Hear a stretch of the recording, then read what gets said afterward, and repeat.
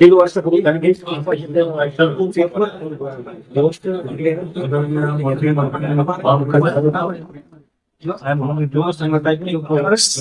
चव्हाण साहेब आपल्या जिल्ह्यातील मंत्री आयन सभापती राम शिंदेजी चाळीसगावचे आमदार म्हणजे दादा चव्हाण राम चौधरी डॉक्टर विजयराव चौधरी साहेब आपल्या तालुक्याचे मधुभाऊ काटे बेळगावचे अमरनाथ पाटील आणि आपल्या अजुना वडगाव मतदारसंघातून आणि सगळे पदाधिकारी पक्षाच्या राष्ट्रवादी काँग्रेस पक्ष गेल्या अनेक दिवसापासून आपण या ठिकाणी प्रवेश करणार होतो आणि आज आपल्याला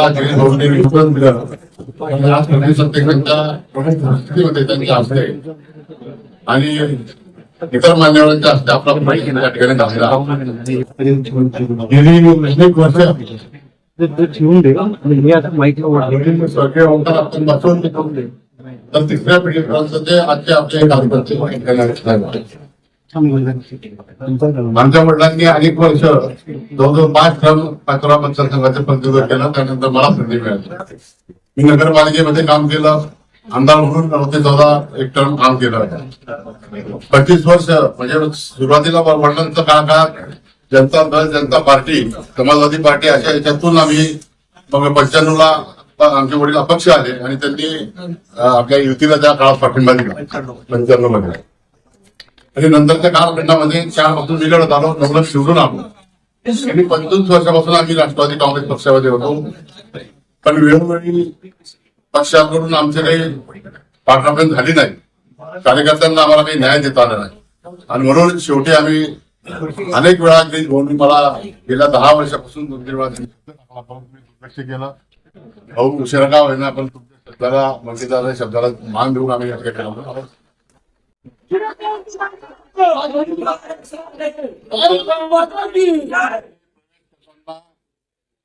साहेब कोणती अट शेती काहीच मी टाकलेलं नाही.